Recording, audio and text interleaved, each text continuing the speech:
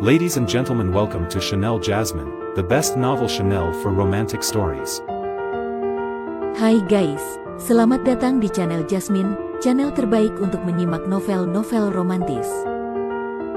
Mohon dukung channel ini dengan subscribe, like dan share video-video yang ada di channel ini. Terima kasih.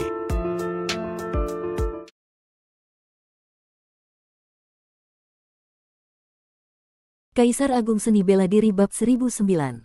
Kamu, melihat bahwa manik-manik kaca emas ternyata tidak berhasil membunuh Luo Xiu, Milao tidak bisa menahan untuk membelalakkan matanya. Harus diakui, orang ini terkena serangan langsung dari bola emas tersebut, dan dia masih bisa bertahan. Betapa kuatnya tubuh fisiknya untuk bisa bertahan seperti itu. Seorang dewa iblis tingkat 6 memiliki tubuh fisik yang sebanding dengan dewa tingkat 8, ini benar-benar sebuah lelucon. Ini harus berakhir. Ekspresi Luo Xiu menjadi sangat dingin. Dengan bantuan kekuatan formasi, sebenarnya selama dia berhati-hati sedikit saja, dia bisa membunuh Milao tanpa menerima sedikit pun cedera. Namun, karena kelalaiannya dan rasa percaya diri yang berlebihan, dia hampir mengalami kerugian besar, dan kini Luo Xiu sudah tidak ingin membuang waktu lebih lama lagi. Yang berakhir adalah dirimu. Wajah Milao berubah mengerikan, semua binatang buas di sekitarnya menyerbu ke arah Luo Xiu dengan ganas, sementara dia juga mengeluarkan harta miliknya, langsung membakar darahnya. Namun, semua binatang buas yang menyerang mendekati tubuh Luo Xiu tiba-tiba hancur menjadi serpihan dan hilang menjadi kehampaan. Saat ini, di sekitar Luo Xiu, dalam radius hampir 100 meter, seolah-olah telah menjadi zona terlarang. Segala sesuatu yang masuk ke dalam area ini akan menghilang begitu saja. Kekuatan apa ini?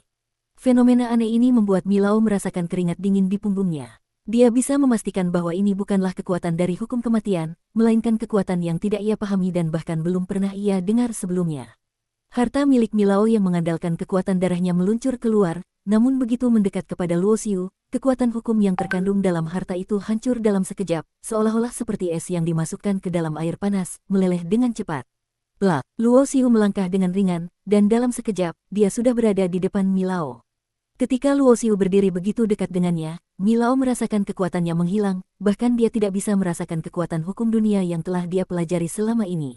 Rasanya seperti dia bukan lagi berada di dunia ini, melainkan berada di sebuah dimensi lain di mana semua hukum dan hukum langit tidak ada.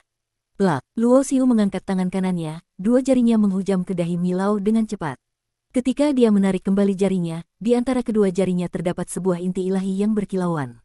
Itu adalah inti ilahi dari seorang dewa iblis tingkat 8 yang menyatu dengan jiwa mereka, yang mengandung asal-usul roh yang sangat murni.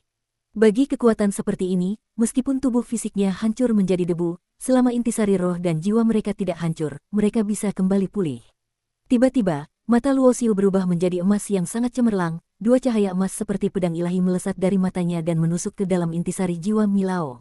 Kau ingin apa? Kau benar-benar ingin menyusup ke ingatanku. Dari dalam intisari jiwa Milao, terdengar teriakan yang putus asa. Saat ini, dia hanya tersisa sebagai intisari jiwa yang terikat dalam jiwa ilahi, tanpa tubuh fisik untuk mendukungnya. Jiwa intisarinya tidak bisa mengembangkan kekuatan kesadaran ilahi. Hanya kesadaran ilahi yang bisa digunakan untuk melakukan berbagai teknik dan keahlian gaib. Meskipun intisari jiwa Milao sangat kuat, dalam pandangannya, ia seperti seekor domba gemuk yang sedang tergeletak di meja pemotong. Dengan kekuatan jiwa ilahi Luo Xiu, Milao tidak bisa melawan, seperti pedang yang menusuk ke dalam ingatan panjangnya. Meski aku mati, aku tidak akan membiarkanmu berhasil. Milao menjadi gila, sebagai seorang dewa iblis tingkat 8, dia lebih memilih mati daripada membiarkan orang lain menyusup ke dalam ingatannya. Apalagi setelah mengetahui bahwa Luo Xiu yang membaca ingatannya pasti tidak akan membiarkannya hidup. Meskipun apapun yang terjadi, dia lebih memilih mati daripada memberikan sesuatu kepada Luo Xiu dari ingatannya. Setelah berpikir demikian, jiwa ilahi Milao mulai terbakar seperti api, dengan intisari roh yang besar berubah menjadi nyala api.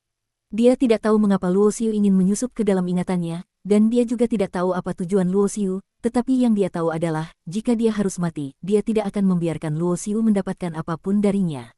Orang tua yang keras kepala. Luo Xiu mendengus dingin, dan kekuatan jiwa ilahi yang lebih besar meluap dari samudera kesadarannya, mempercepat proses membaca ingatan Milao. Beberapa saat kemudian, ketika jiwa ilahi Milao benar-benar berubah menjadi abu di tangannya, cahaya emas yang bersinar dari mata Luo Xiu perlahan mulai meredup dan hilang. Selama proses membaca ingatan lawannya, Luo Xiu memilih dengan hati-hati apa yang akan dia baca, sehingga sebelum jiwa ilahi Milao benar-benar terbakar habis, dia sudah memperoleh petunjuk yang dibutuhkan.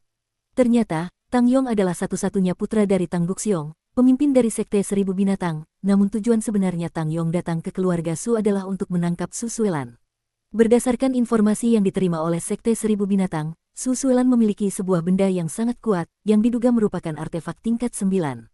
Sebagai seorang tetua di Sekte Seribu Binatang, Milau mengetahui banyak informasi.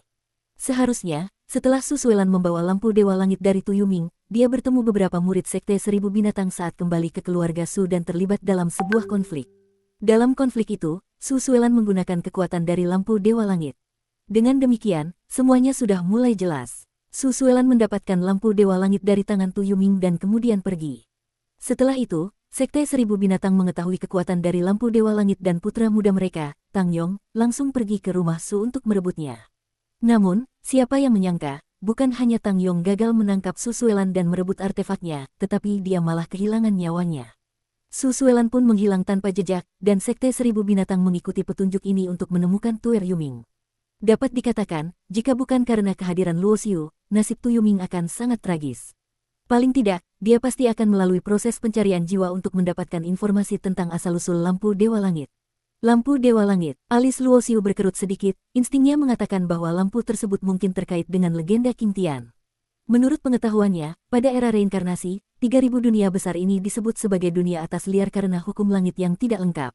Pada era awal dunia, semua hukum di seluruh langit bintang adalah serupa, namun kemudian terjadi pertempuran besar antara para ahli yang melawan langit, yang mengakibatkan kerusakan besar pada hukum dunia, dan terbentuklah dunia atas liar. Sejarah King Tian adalah salah satu yang paling kuno dalam pengetahuan Luo Xiu. Jika ada warisan dari zaman dahulu, kemungkinan besar itu ada di dunia atas liar, yang juga merupakan 3000 dunia besar. Lembah Pembasmi Iblis, Batu Giok King Tian, Batu Pembasmi Iblis, serta peti jenazah dewa pembunuh yang digunakan untuk menahan langit dan kematian, semua itu ada di sana. Tuanku, Kardislar menyerahkan 2 cincin penyimpanan, dan seketika itu juga Luo Xiu mengibaskan tangannya untuk menghapus bendera formasi yang telah dipasang. Tiba-tiba, Luo Xiu merasakan sesuatu dan berbalik cepat, menatap sebuah meteorit di kejauhan. Di sana, dia merasakan sedikit aura yang samar-samar. Siapa itu? Keluar! Luo Xiu berseru dingin. Seandainya dia tidak memiliki kekuatan jiwa ilahi, dia mungkin tidak akan merasakan aura tersebut. Karena sebelumnya dia terfokus pada formasi yang ada, dia baru menyadari aura itu sekarang. Dia harus mengakui bahwa cara orang itu menyembunyikan aura sangat mahir. Haha, indera Luo Xiu memang luar biasa. Saya menyembunyikan diri begitu baik, dan masih saja kamu menemukanku. Suara tawa terdengar dari belakang meteorit, dan seorang sosok muncul dari balik batu itu. Luo Xiu sedikit terkejut ketika melihat orang tersebut, karena dia mengenalnya ternyata itu adalah Ling Hu Zixuan. Ah, ternyata adalah saudara Ling Hu. Saya ingat saudara Ling Hu berasal dari dunia atas, mengapa bisa ada di alam liar?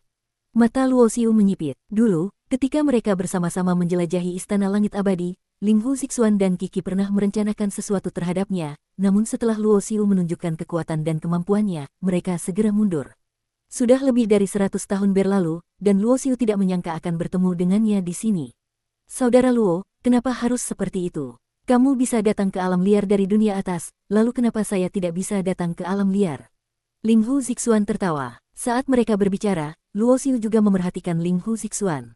Dulu, orang ini baru saja mencapai tingkat Dewa Iblis tingkat 4 saat meninggalkan bintang waktu. Berapa tahun yang telah berlalu, kini Ling Hu Zixuan sudah mencapai tingkat Dewa Iblis tingkat 6. Luo Xiu tidak terlalu terkejut, karena dia tahu latar belakang Ling Hu Zixuan. Orang ini memang bisa berkembang pesat dalam latihan, jadi tidak heran jika dia bisa mencapai tingkat tersebut. Namun, Ling Hu Zixuan sangat terkejut. Sebelumnya, karena adanya penghalang formasi, dia tidak bisa melihat apa yang terjadi di dalamnya.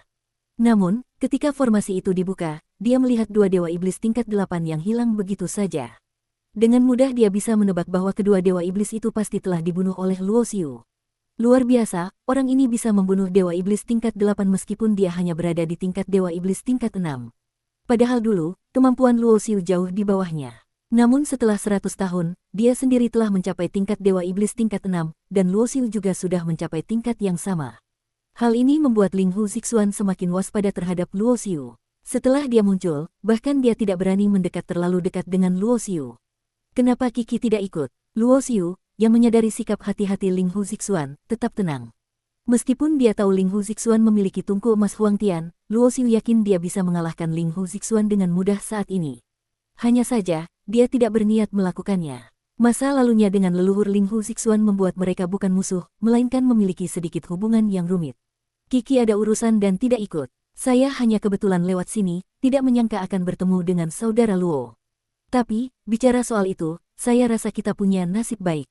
Saya kebetulan memiliki sebuah kesempatan besar. Tidak tahu apakah saudara Luo tertarik. Ling Hu Zixuan sedikit ragu sebelum akhirnya mengatakan kalimat itu. Kesempatan besar. Luo Xiu memandang Ling Hu Zixuan dengan tatapan bingung. Orang ini mendapatkan banyak informasi yang cukup mengejutkan. Dulu, informasi tentang istana Taisang Tian juga dia dapatkan dari mulut orang ini.